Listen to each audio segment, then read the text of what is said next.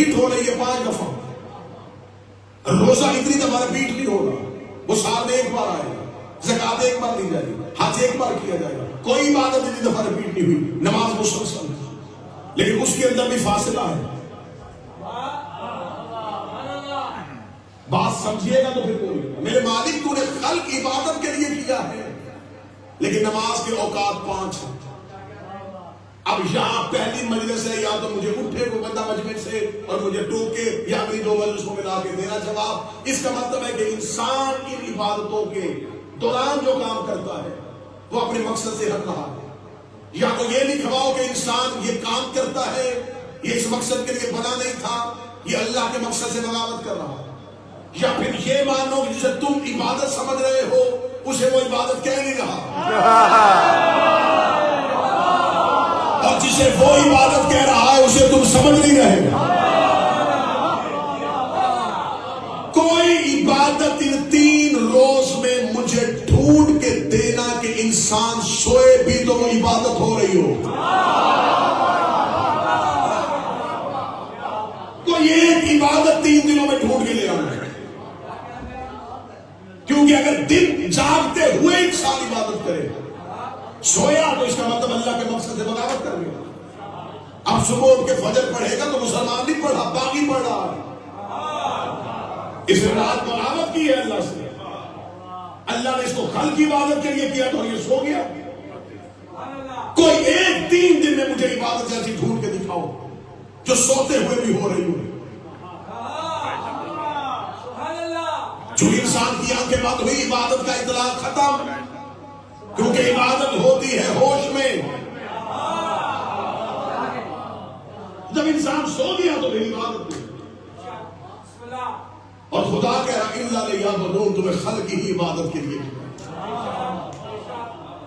گتھی تو الجھ گئی، بات تو پریشان کر گئی کہ ہم تو عبادت 5 ٹائم کر کے مطمئن تھے، لیکن ہم تو اس کے مقصد سے بغاوت کر رہے ہیں. اس نے خلق عبادت کے لیے کیا ہے اور ہم صرف 5 وقت کر رہے ہیں. مطلب ہے صاحب تو اس کا مطلب بھی ڈھونڈنا پڑے گا کہ کوئی ایسی عبادت ڈھونڈے جو ہر لمحہ ہو رہی ہو، جاگتے بھی ہو رہی ہو، سوتے بھی ہو رہی ہو. لیکن اب میری مجبوری بن گئی ہے کہ ہر عبادت عمل مانگتی ہے، ہر عبادت پریکٹیکل مانگتی ہے. نماز عمل کا نام ہے، روزہ ادائیگی کا نام ہے، زکات عمل کا نام ہے. کچھ کرو تو وہ عبادت ہوتی ہے، کچھ نہ کرو تو عبادت ہوتی نہیں ہے. مدینے کی مسجد میں ایک شخص نے آ کے نبی سے پوچھا تھا، یا رسول اللہ کبھی کبھار عبادتوں میں وہ ہمارا تکابر نہیں رہتا، کبھی کبھی ہم سے عبادتیں چھوٹ جاتی ہیں، کوئی ایسی عبادت بتا دیجئے جو ہر لمحہ کی جا سکے، کوئی ایسی عبادت بتا دیجئے جو سفر میں بھی ہو جائے، جو گھر میں بھی ہو جائے. رسول نے کہا ایک ہی عبادت اللہ کی کائنات میں ہے جو ہر لمحہ ہو سکتی ہے. یا رسول اللہ کون سی عبادت؟ تو میں حب علی اور عبادت، حب علی.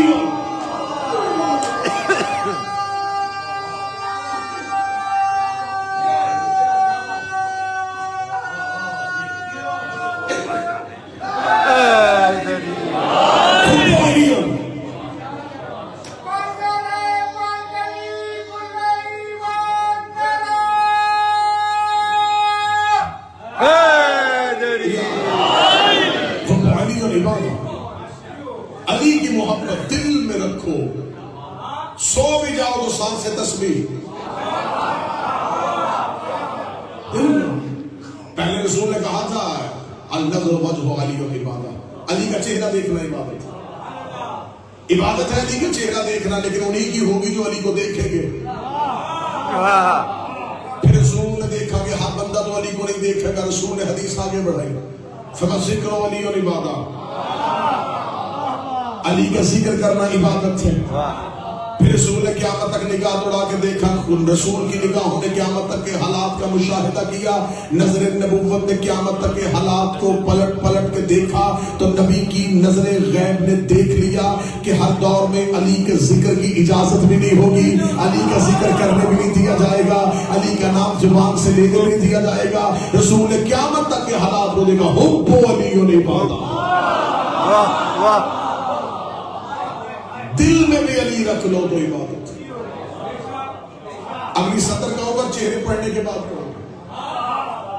علی کی محبت ثواب نہیں عبادت ہے. عبادت بے شک بے شک. حیدری ثواب عبادت کے بعد ہوتا ہے. علی کی محبت ثواب نہیں عبادت. اور اللہ کہہ رہا ہے کہ اللہ کے سوا کسی کی عبادت نہیں کرنی.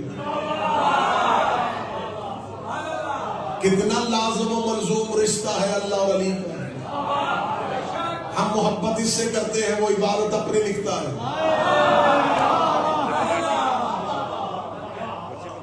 علی کی محبت ثواب نہیں ہے. علی کی محبت عبادت. عبادت سمجھ میں آ رہی ہے؟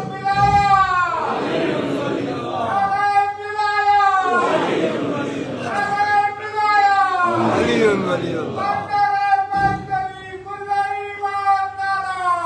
حیدری. اب عبادت سمجھ میں آ گئی. عبادت اسے کہتے ہیں. یہ نہیں ہے کہ معاذ اللہ باقی عبادات عبادت نہیں. ہاں عبادت کو چار چاند لگے اگر دل میں علی رکھ کے عبادت کی جائے. کیونکہ اس اللہ نے علی کل شیء قدیر ہونے کے باوجود ان کے بغیر اپنی پہچان کروائی نہیں ہے. وہ اللہ چاہتا تو سیدھا ہمارے دلوں پر احکامات نازل کر سکتا تھا. وہ چاہتا ہمارے قلوب کو منور کر سکتا تھا. وہ اللہ چاہتا ہمارے دلوں میں اپنی توحید اتار سکتا تھا. اس نے طاقت ہونے کے باوجود ان کے بغیر ہم تک نہیں آیا. میں پھر جملہ کہہ رہا ہوں. وہ اللہ طاقتور ہونے کے باوجود, قدیر ہونے کے باوجود, قادر ہونے کے باوجود, مختار کل ہونے کے باوجود ان کے بغیر ہم تک نہیں آئے. تو بات تو بڑی آسان سی اور بڑی سادگی سے سمجھ جانے والی ہے کہ جب وہ اللہ ان کے بغیر ہم تک نہیں آتا تو ہماری عبادت ان کے بغیر قبول کیسے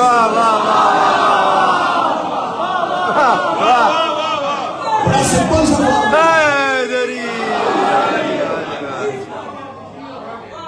کیونکہ اگر ہم اس کی عبادت کریں گے تو ہمارے پاس کیا اتھارٹی ہے کہ ہمارا سجدہ اس کی بارگاہ میں جا رہا ہے. ہمارے پاس کیا تصور ہے کہ ہم جو عبادت کر رہے ہیں وہ عبادت اللہ کی بارگاہ میں جا رہی ہے.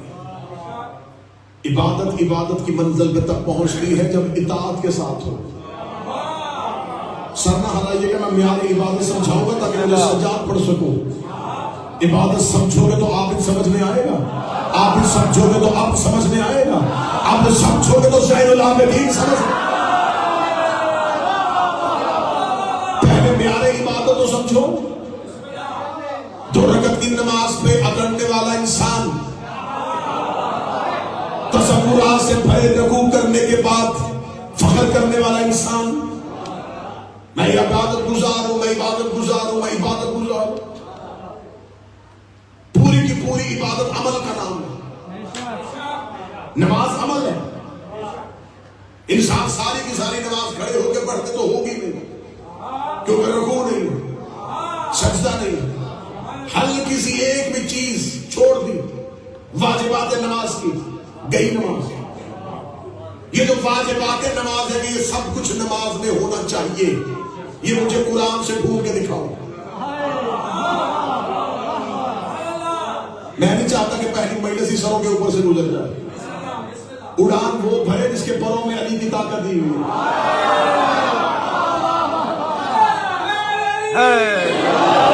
نہ نچلی پرواز کرتا ہوں نہ کرنے دیتا ہوں. آؤ علی سے خیرات مانگے تو اونچی اڑان بھر جاؤ. واجبات نماز کے الحمد واجب ہے. رکوع میں یہ تسبیح پڑھنی ہے, رکوع میں اتنا جھکنا ہے, اس کے بعد یہ کھڑا ہونا ہے, پھر اس کے بعد سجدے میں یہ پڑھنا ہے, تشہد میں اتنی دیر بیٹھنا ہے. یہ جتنے واجبات نماز ہیں مجھے قاریان قرآن سے نکال کے دکھائے. واجب وہ چیز ہوتی ہے جو اللہ کہے. اللہ نے تو قرآن میں کہا آقیم الصلاۃ، قائم کرو. واجبات تو اس نے بتائی نہیں، رکوع سجدے کی ترتیب تو بتائی نہیں، حتیٰ کہ اس نے تو رکعتیں بھی نہیں بتائی. تو پھر اتنے عرصے سے جو پڑھی جا رہی ہے کس کے کہنے میں پڑھی جا رہی ہے؟ 10 دن ہم حسین کی عزاداری میں مصروف تھے، ہم نے تو اپنے فون بھی نہیں دیکھے. تم نے سوشل میڈیا میں پہنچان اٹھایا ہوا تھا. ماتم قرآن سے دکھاؤ، مجلس قرآن سے دکھاؤ، کالے کپڑے قرآن سے دکھاؤ. یہ باتیں بہت بعد میں ہوگی، یہ تو محبت کا چیپٹر ہے. مجھے نماز کا طریقہ قرآن سے دکھاؤ. مجھے بتاؤ یہ جو اتنے عرصے سے پڑھی جا رہی ہے یہ کس کے کہنے میں پڑھی جا رہی ہے؟ جس سے بھی پوچھو گے وہ کہیں گے مصطفیٰ ایسے پڑھتے تھے. اس کا مطلب جو نبی کرے وہ عبادت ہوتی ہے، جو نبی کرے وہ عبادت ہوتی ہے. تو اس نے حسین کو کاندھوں پہ اٹھایا ہے اور علی کا بازو اٹھایا.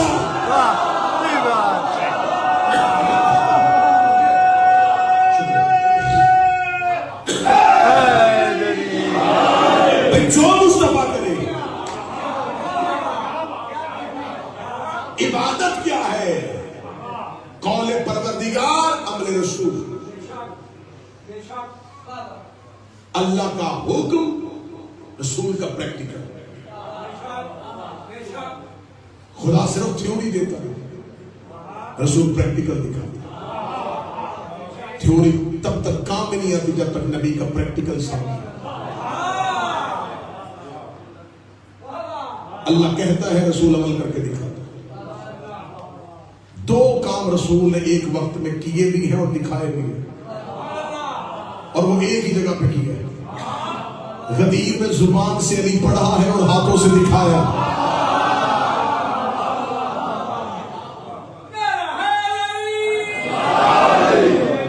اب عبادت کیا ہے؟ عبادت اٹھنا بیٹھنا. بیٹھک کا نام عبادت ہے، اطاعت رسول کا نام. فجر کی نماز کی رکعتیں کتنی ہیں؟ بول پڑے سارے نمازی 2. بندہ 2 پڑھ رہا اور اللہ کی محبت اتنا مجذوب ہو جائے کہ عشق میں تیسری بھی پڑھ دے.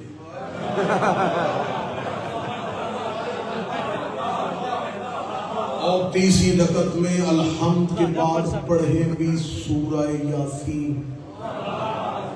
روئے بھی بہت. صبح کو اٹھ کے جا کے پوچھے کسی مفتی سے کہ رات محبت پروردگار میں 2 کی بجائے 3 پڑھ دی تو کیا ہو گئی؟ ہو گئی. اچھا چلے ٹھیک ہے، 1 نہیں ہوئی 2 ہو گئی. وہ کہتا 1 2 بھی لے گئی. 1 2 کی لے گیا. بیلنس پیچھے کچھ نہیں ہے، 2 بچی نہیں. کیوں؟ وہ جو 1 پڑی تھی نا وہ جاتی تھی 2 بھی لے گئی.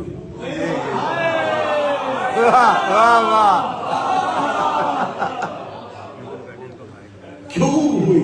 اس لیے کہ 2 تھی تو اطاعت تھی، تیسری تھی تو بغاوت ہو گئی.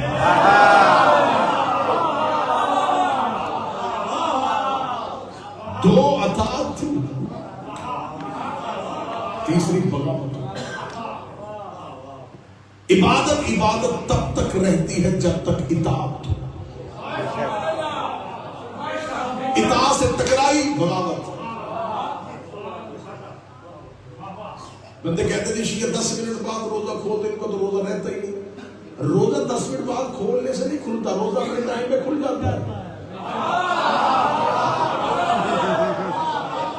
دیکھو ساری رات شب قدر میں نہ جاگے اور وہ کہے شب قدر ہوئی نہیں کیونکہ میں جاگا ہی نہیں تھا.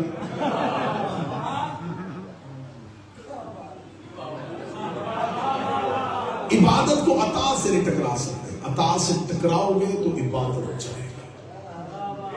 عبادت تب تک عبادت جب تک اطاعت ہے. اس کی سب سے پہلی زندہ مثال تھی فرشتوں کا جھکنا اور شیطان کا انکار. فرشتوں نے کر دیا اطاعت، شیطان نے صرف ریزن پوچھی کہ کیوں کروانا. بغاوت. کیونکہ خدا کہتا ہے جب میں کہہ دوں تو اس کے آگے کیوں، کیا، کیسے نہیں. اس نے پروردگار سے آگے وضاحت دی، اور وضاحت دیتے ہوئے اس نے پروردگار سے کہا تو اسے کیوں سجدہ کروا رہا ہے جبکہ ہم تیرا سجدہ کرتے ہیں؟ خدا بزرگ و برتر نے آگے سے ارشاد فرمایا، خدا نے کہا میری عبادت وہ نہیں جسے تو چاہے، میری عبادت وہ ہے جسے میں چاہوں۔ میں چاہوں تو سجدہ، میں کہوں کہ نہیں تو پھر نہیں۔ عبادت تب تک عبادت ہے جب تک وہ اطاعت سے نہ ٹکرائے۔ معیار عبادت شیعہ ذہن میں رکھ لینا کہ معیار عبادت ہے اطاعت رسول اور اہل بیت رسول کا۔ اس میں ہم اپنی مرضی نہیں کر سکتے، اس میں ہم اپنا قیاس نہیں ڈال سکتے۔ عراق اس کا پرانا نام بابل ہے۔ عراق کی سرزمین پہ اگر آپ کبھی بغداد جائیں تو بغداد میں آپ ایک مسجد کے آثار ہیں جسے مسجد براسا کہا ہے۔ جب یہ نہروان سے واپس آ رہے تھے ابھی عبادت اور اطاعت سے چاہا تاکہ مجھے عبد پڑھنا آسان ہو۔ جگہ نہروان سے ابھی واپس آ رہے، جگہ نہروان کن کے ساتھ تھی؟ خوارج کے ساتھ۔ خوارج کون تھے؟ یہ وہ اسلام کا ایک گروہ تھا جنہوں نے علی کے سامنے اپنی عبادت اور پرہیزگاری لے کے آئے تھے۔ ان کی لمبی داڑیاں ہوتی تھی، ان کے ماتھوں پہ سجدے کے نشان ہوتے تھے، ان کی کمر میں خم تھا، اور یہ زہد اور تقوی میں اپنے آپ کو مشہور کروانے کے بعد علی کے مقابلے پہ آئے۔ کیونکہ جب جنگ صفین میں قرآن نیزوں پہ اٹھانے سے علی کی عزت میں کوئی کمی نہ ہوئی، تو یہ ظاہری عبادت گزار علی کے سامنے علی تو کیا کر رہا ہے؟ تو حکومت کے لیے جنگیں کروا رہا ہے۔ لہٰذا ان کا جو خوارج کا نعرہ تھا وہ نعرہ ہی پروردگار کی توحید تھا، صرف اللہ کو مانیں گے باقی کچھ بھی نہیں۔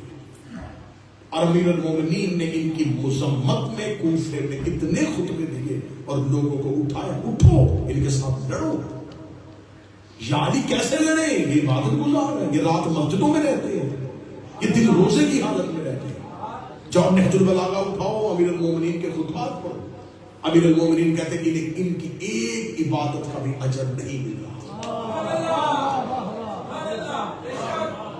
کیونکہ یہ حجت وقت کی اطاعت میں نہیں ہے۔ اٹھو ان کے ساتھ لڑو۔ بڑی مشکل سے کوفہ کے لوگ علی کے ساتھ لڑنے کے لیے گئے، اور امیر المومنین نے یہاں تک پیشن گوئی کر دی تھی کہ ان میں سے 9 بچیں گے اور میرے لشکر میں 9 مریں گے۔ اور پھر جو 9 بچے تھے علی نے یہ بھی بتا دیا تھا وہ کہاں کہاں گئے۔ علی نے فرمایا تھا یہ ایک یمن میں جائے گا، ایک ہندوستان تک جائے گا، ایک بصرہ میں پہنچے گا۔ پوری دنیا کے علی نقشے بتائے کہ 9 لوگ پوری دنیا میں پھیلیں گے، ان کی نسلیں چلیں گی اور یہ ہر دور میں عبادت کو علی کے سامنے لائیں گے۔ یہ جو آپ لمبی داڑیاں رکھ کے گردنیں کاٹ رہے ہیں یہ نسل خوارج۔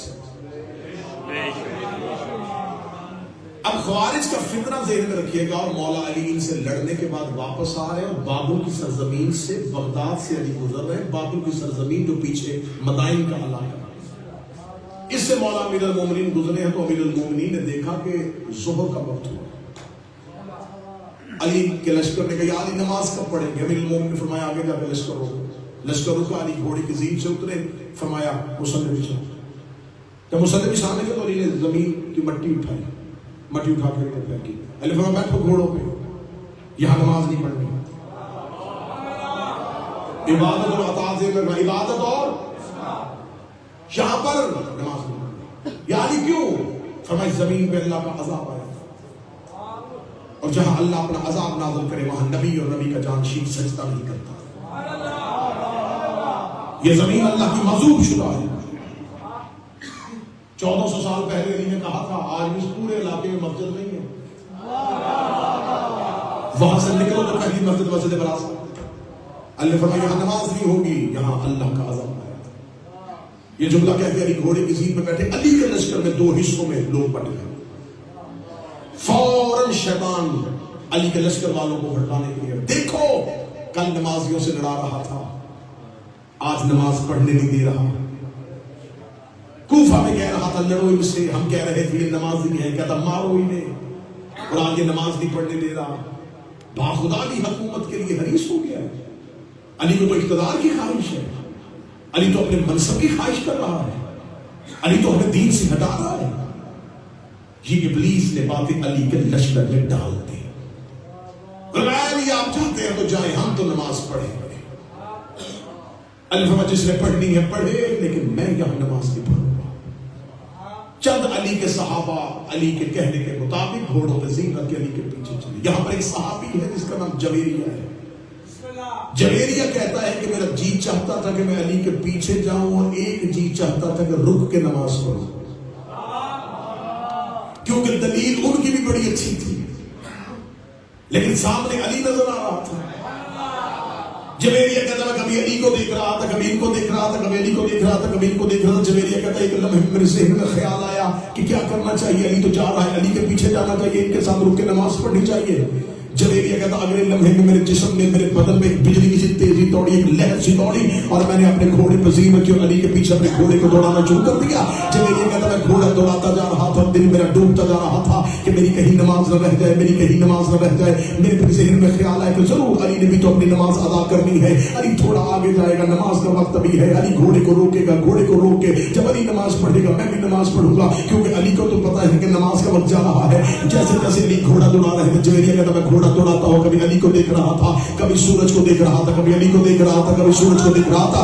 جویریہ کہتا میرا دل ڈوبنا شروع ہو گیا، کیونکہ سورج مغرب کے سینے کی طرف بڑھ رہا تھا. سورج مغرب کی طرف اپنا سفر جاری کیے ہوئے تھا. سورج بڑی جلدی سے سورج کو غروب ہونے تھی. میری نظریں علی کے گھوڑے کے سنگوں پہ تھی اور سورج کی طرف تھی.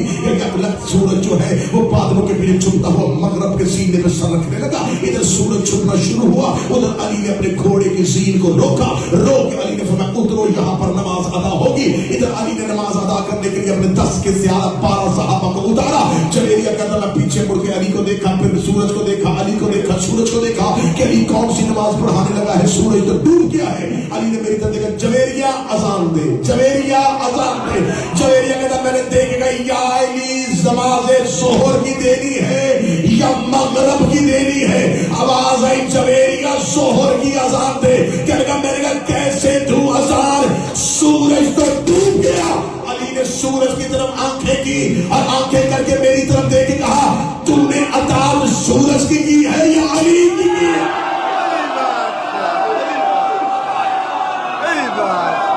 تم نے اطاعت سورج کی ہے یا علی کی ہے؟ جویریہ کہتا وہ جو علی کی نظریں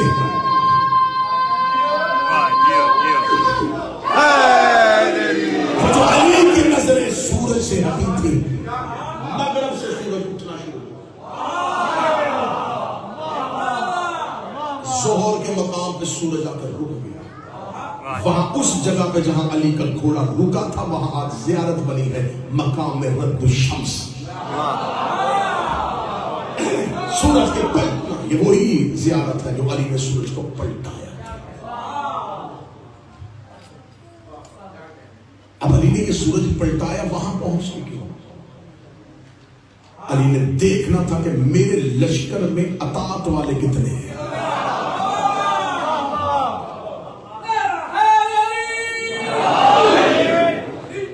عبادت اطاعت سے ٹکرا گئی تو عبادت ختم. معیار عبادت سمجھ لو، وَمَا خَلَقْتُ الْجِنَّ وَالْإِنسَ إِلَّا لِيَعْبُدُونِ.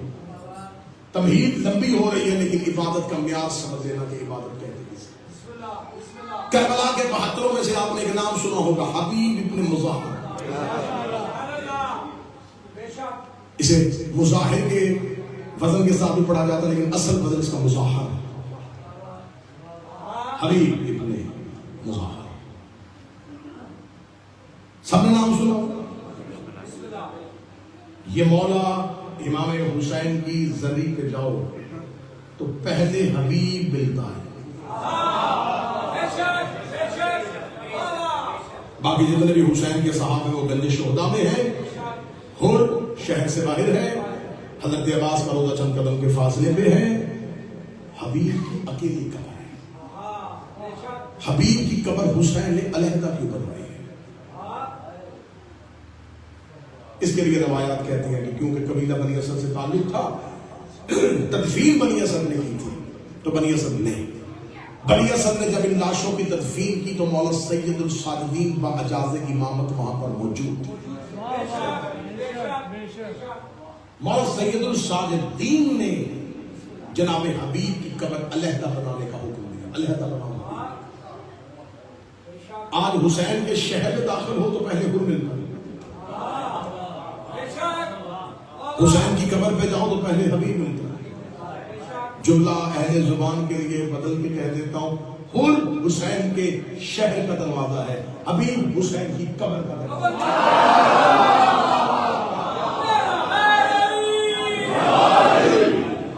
شہر میں آؤ تو سامنے حر کھڑا ہے،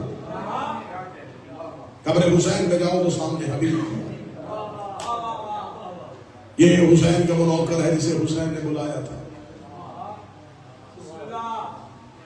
آج کسی بھی شیعہ سے کہیں اللہ نے جب جس کو وسائل دیے ہیں، باقی نہیں، جس کو وسائل دیے ہیں، جس کے پاس ہالیڈیز کرنے کے لیے بجٹ ہوتا ہے، کربلا کیوں نہیں جاتے؟ حسین بلائیں گے تو جائیں گے.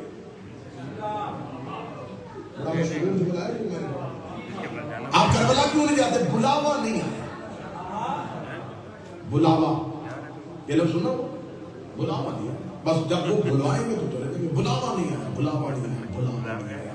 وہ حسین کے بلاوے کا انتظار کرنے کے لیے بندے کو حبیب ہونا چاہیے.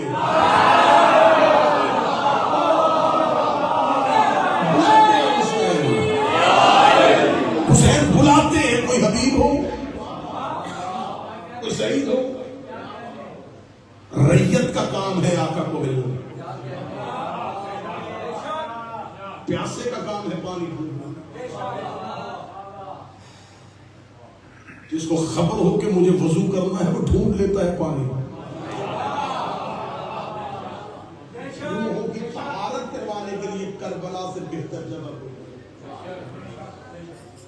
اب جناب حبیب کو حسین ابن علی نے خط لکھا ہے. ذہن میں رکھنا، عبادت اور اطاعت. حسین ابن علی نے خط لکھا ہے حبیب کو. کتاب کا حوالہ کیوں دوں؟ یہ خط آج بھی حبیب کی قبر پہ لکھا. جاؤ کربلا میں چلے جاؤ، قبر حضرت حبیب پہ وہ پورا خط لکھا ہوا ہے جو حسین علیہ السلام نے. اس میں مولا حسین نے حضرت حبیب کو جو سلام کیا ہے وہ سلام بڑا عجیب ہے. حسین نے حبیب کو کہا السلام علیکہ ایھا الرجل الفقیہ، اے مرد فقیہ تم پر میرا سلام. آج بھی جاؤ کربلا میں مولا امام حسین کی ذریعے پہ حبیب کی قبر کے اوپر وہ خط لکھا ہے، اس میں سلام لکھا ہے السلام علیکہ یا رجل الفقیہ، اے مرد فقیہ تم پر میرا سلام. جب میں اصحاب حسین پہ اپنی مجالس تیار کر رہا تھا تو میں نے حبیب کا جو مرد فقیہ والا سلام ہے اس کے لیے میں نے لغت سے دیکھا کہ فقیہ کسے کہتے ہیں. تو لغت نے فقیہ کی جو اصطلاح، جو فقیہ کی ٹرم لکھی ہے، جو فقیہ کے میننگز لکھے ہیں، جو معنی لکھے ہیں، وہ معنی یہ ہے جو دین کی سوجھ بوجھ رکھتا ہو اسے فقیہ کہتے ہیں. نوجوان جو دین کی سوجھ بوجھ رکھتا ہو اسے فقیہ. بڑی اچھی تعریف ہے، بڑی قابل قبول تعریف ہے، بڑی اچھی تعریف ہے، یہ مان لینی چاہیے. لیکن میں یہاں اس لیے نہیں مان رہا کہ کہہ کون رہا ہے. مجھ جیسا کسی کو فقیہ کہے تو بنتا ہے کہ یہ میں دین کی سوچ بوجھ نہیں رکھتا، یہ رکھتا ہے. اور اگر دین ہی کسی کو فقیہ کہہ دے، خود دین کسی کو فقیہ کہے. حسین ابن علی کہہ رہے ہیں حبیب کو، اے مرد فقیہ تم پر میرا سلام. ہضم ہو گئی بات، ٹھیک ہے حسین نے کہہ دیا تھا، جاؤ جا کے پوری میری زندگی کی آخری سانس تک کا وقت ہے، جاؤ جا کے حضرت حبیب کی پوری زندگی میں کوئی ایک واقعہ ایسا کوٹ کرو جہاں پہ حبیب نے بطور فقیہ کام کیا. فقہات حبیب دکھاؤ. کیا کوفہ میں بطور فقیہ تھے؟ کیا بصرہ میں بطور فقیہ تھے؟ تو جب بطور فقیہ زندگی گزاری نہیں تو حسین نے فقیہ کہا کیوں؟ واللہ خدا نہیں اتر رہی تھی اندر بات کہ کیسے مرد فقیہ کہتے ہیں. حسین نے کیوں کہا ہے یہ رات سمجھ میں نہیں آ رہا تھا. یہ آیت اللہ مرشی نجفی کی فقہ کتاب ہے جو فقیہ کی استدلال دیا، انہوں نے بڑی بہترین تعریف کی. انہوں نے صرف دین کی سوجھ بوجھ رکھنے والے کو فقیر نہیں کہتے. انہوں نے ایک اور اشارہ دیا, میں اشارہ دوں گا اور چہرے پڑھنے کے بعد دوں گا. انہوں نے کہا ایک ایسا مرد جس کے سامنے ایک وقت میں 2 عبادتیں اکٹھی ہو جائیں اور وہ فیصلہ کر سکے کہ کون سی کرنی ہے, اس کا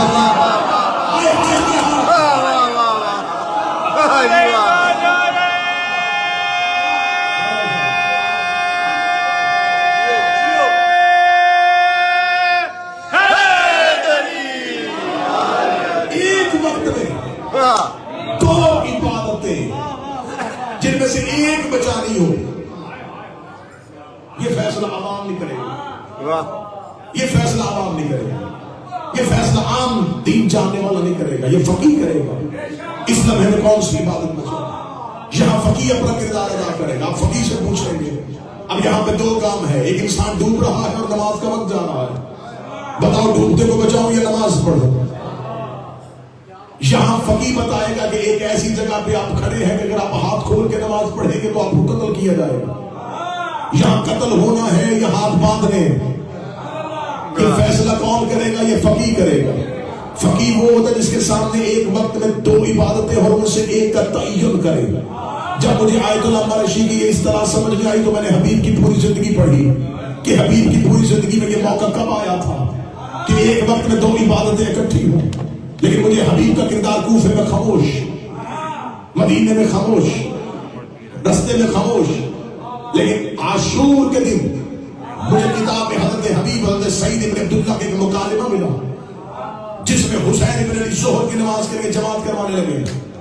حسین ابن صاحب سے جب پہنچو میدان میں جماعت ہوگی, حسین جماعت کے لیے جانے لگے. جناب سعید ابن عبداللہ نے حبیب کے کان میں, کیونکہ یہ دونوں کوفہ کے تھے, جناب سعید نے حبیب سے کہا مجھے اندیشہ ہے کہ آج ہم میں سے کوئی بھی ایسا نہیں جو یہ نہ چاہے کہ یہ نماز حسین کے پیچھے نہ پڑی جائے. کوئی صحابی ایسا کیسے ہو سکتا ہے جس کو یہ بھی پتا ہو کہ میری زندگی کی آخری نماز ہے اور وہ یہ کہے کہ میں حسین کے پیچھے نہ پڑھوں. اس نے کہا نیکی خواہش ہوگی نماز حسین کے پیچھے پڑھی, لیکن حبیب مجھے خطرہ ہے. جب آقا نماز پڑھانے لگے دشمن طاق میں ہے, کہیں وہ لشکر پہ حملہ نہ کر دے. مجھے لشکر کی پرواہ نہیں, مجھے حجت کی تحفظ کی ضرورت ہے. تو جناب حبیب نے کہا پھر کیا کرنا چاہیے؟ سعید نے کہا میں چاہتا ہوں آج میں نماز نہ پڑھوں, حسین کا تحفظ کروں. اب یہ جواب حبیب نے دے سکتے تھے. حبیب نے کہا خود جا کے آقا سے پوچھ. اب یہ وقت ایسا ہے کہ حسین ابن علی مسلح پہ آ رہے ہیں, میدان جنگ ہے, دشمن ٹیلوں پہ کھڑے ہیں. اب جناب سعید نے دیکھنا یہ سامنے امام ہے اور امام کی بارگاہ میں کیا سوال کب کرنا ہے یہ حسین کے نوکر جانتے تھے. اس نے جا کے سوال کیا کیا؟ ذرا سوال دیکھنا, سننا سعید کی معرفت. سعید نے جا کے منہ اٹھا کے سیدھا نہیں کہہ دیا حسین مولا میں آپ کے آگے کھڑا ہو جاؤں, نہیں. سعید کا جواب سوال سنیے گا. مولا ایک شرعی مسئلہ ہے. فرمایا ہاں سعید کیا؟ فرمایا مولا اگر کوئی شخص حفاظت کعبہ کرتا ہوا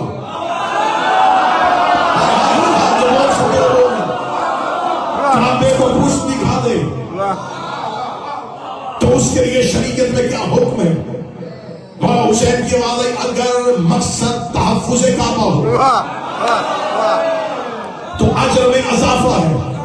یہ کہہ کے حسین نے اللہ اکبر کہا. سعید حسین کے آگے کھڑے ہو گئے. کتنا آگے؟ یوں سجدے سے تھوڑا سا آگے سعید کھڑے ہو گئے. سامنے سے 3 اندازوں نے تیر چلائے. سعید نے اپنے بدن پہ تیر روکنے شروع کیا. سعید اپنے بدن پہ تیر روک رہا تھا. حسین ابن علی نماز پڑھا رہے تھے. میں شہدائے کربلا میں عبادت اور اطاعت پہلی منزل میں پڑھ رہا ہوں. سعید اپنے بدن پہ تیر روک رہے تھے. حسین نے پہلی رکعت کا سجدہ مکمل کیا. حسین دوسری رکعت میں آ گئے. حسین اپنی نماز کو تمام کر رہے تھے اور سعید حسین کے آگے کھڑے تھے.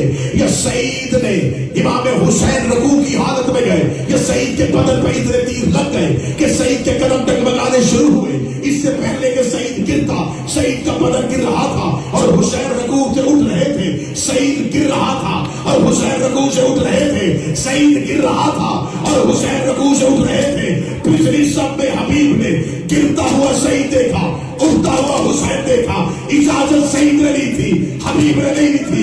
इधर सईद जमीन पे गिरा, हबीब ने नमाज तोड़ी, हुसैन भी आगे आगे बढ़े।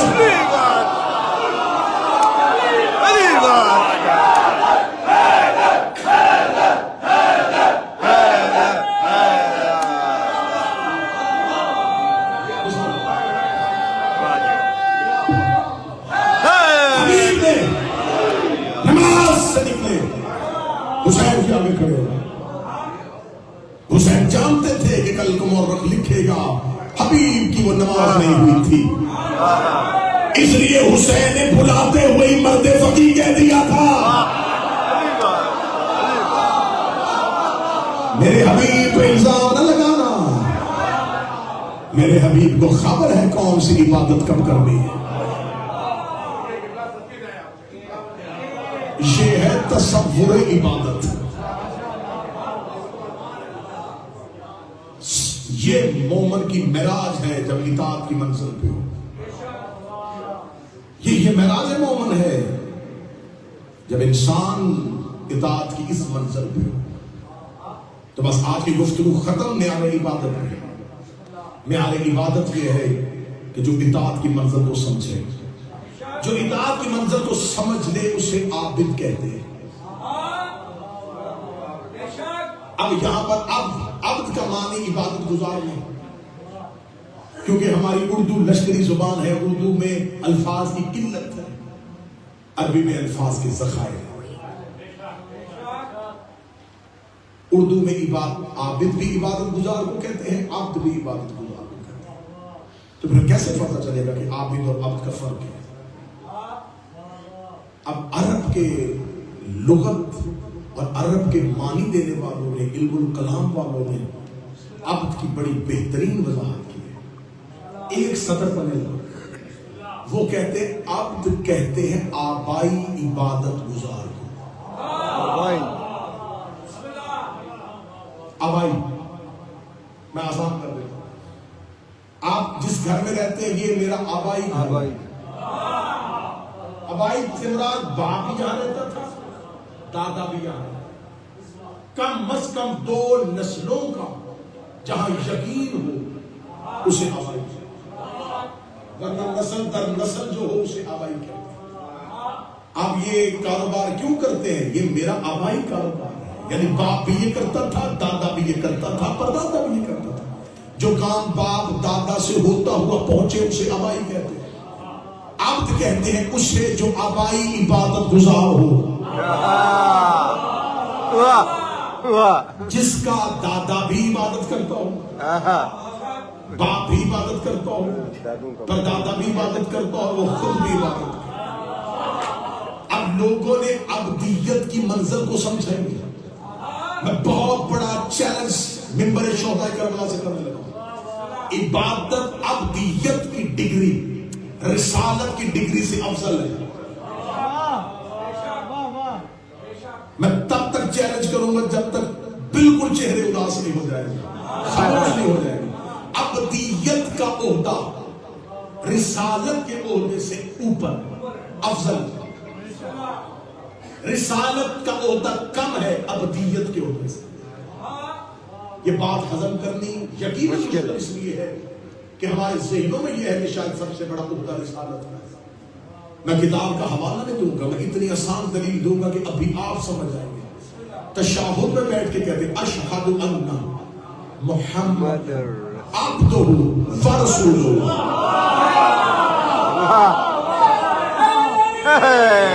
मैं गवाही देता हूं कि मुस्तफा तेरा अब्द है और रसूल है।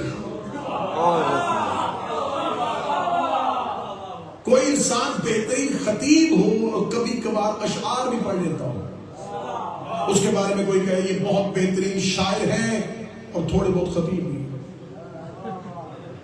तो ये उसकी तारीफ है या उसकी तौहीन है? हाँ, ये कहना चाहिए था कि ये बहुत अच्छे खतीब हैं और अशआर भी कह देते हैं। यहां खुदा क्या कह रहा, गवाही दो मोहम्मद मेरा अब्द है और रसूल भी है। اصل میں عبد ہے اور رسول ہے. جب اللہ نے رسول کو سب سے اعلیٰ مقام دیا تو کسی نبی کو نہیں دیا, کسی نبی کو نہیں دیا. نبوت سب کو نہیں تھی, رسالت بھی نہیں تھی. جو سب سے بڑا مقام دیا وہ کیا تھا؟ معراج. کسی نبی کو اللہ نے عرش پہ نہیں بلایا ہمارے نبی کے علاوہ. اور جب ہمارے نبی کو عرش پہ بلایا تو پھر اس نے کہہ کے بلایا سبحان الذی اسری بعبدہ.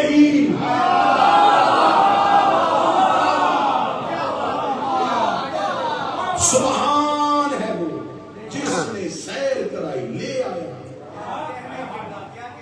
اپنے عبد کو. اس کا مطلب معراج رسالت تو نہیں ہوئی,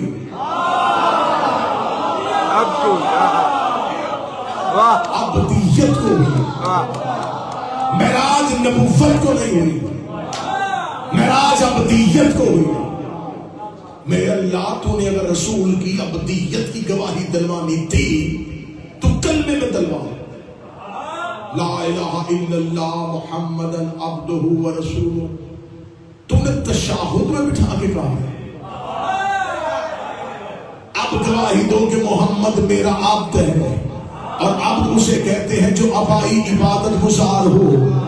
اس کا باپ عبادت گزار نہ ہوتا تو نام عبداللہ نہ ہوتا.